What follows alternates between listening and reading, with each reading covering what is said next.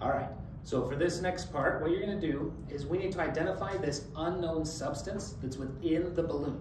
Okay, so you're gonna start by making observations about this substance. And I wanna emphasize you're making observations about the substance in the balloon, not the balloon itself. So like right here, where it keeps getting attracted to me, that's a property of the balloon, not of the substance inside the balloon. Okay, does that make sense? All right, we'll give you a couple of minutes to go through and write down your observations of this substance's properties. Okay, what properties did you guys come up with? It's lighter. Oh, sorry.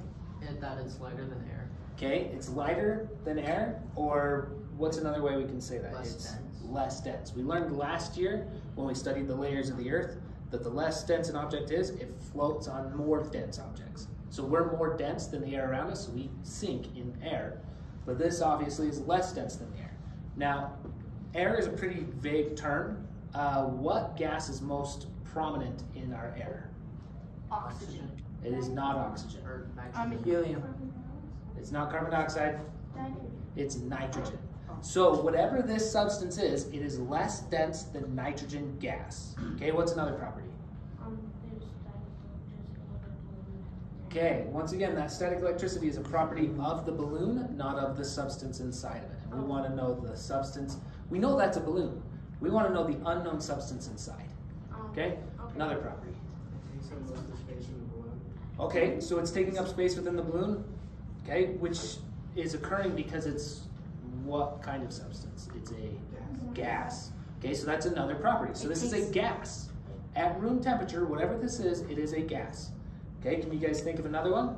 It takes up space. Which means it has matter. If it's taking up space, it means it has matter. Yeah. How do you spell nitrogen? Nitrogen, nitrogen. There we go. Okay? The only other one that I could think of, and it's really hard to tell with the balloons, but this gas seems to be transparent. It seems to be, you know, colorless. You can see through it. It's not opaque, okay? It's not cloudy, like a cloud or like steam or, you know, things like that. So it seems to be a transparent gas. So what you need to do next is there are two potential gases that fit that criteria. It's a gas, it's less dense than nitrogen gas, and it's transparent. I want you to go online and research, figure out what are these two gases and what properties make them different from one another. And as you go through those properties, there will be one that should stand out to you to be like, okay, we could test this in class. Okay? Other properties you'll find, and if you're like, I don't know how to test this, keep looking. Okay? Once you find the right property, you'll know. You'll be like, oh, okay, yeah, we could test this in class. Okay? Okay, so what are our two potential gases? Hydrogen. Hydrogen and helium. Okay, what are some differences in their properties?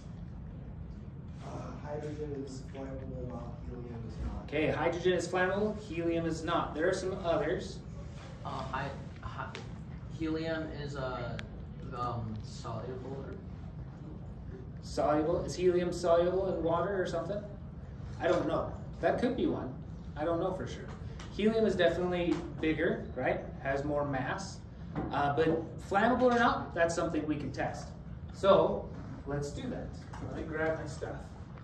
What? Okay, so for a little extra safety, I put a candle at the end of this stick. That's what that stick was. I saw him that morning. Okay, so we're gonna try and light it on fire. Let's see what happens. It's gonna pop. Oh, it put out my candle. Let's try again. Shucks. Because we know the balloon will at least pop, right? Oh! I think that's hydrogen. So, based off of its properties, we know it's hydrogen. Okay. Poor balloon. Very good. Okay. I had my ears plugged in, it was still really loud. Okay. So as we can tell, we were able to identify this substance as hydrogen by identifying its properties, right? In this standard, so we're on standard 812. I can identify the properties of matter and how those properties determine the function of the material. The goal is for you to be able to learn how to obtain this information and come up with what the properties are and how they're useful.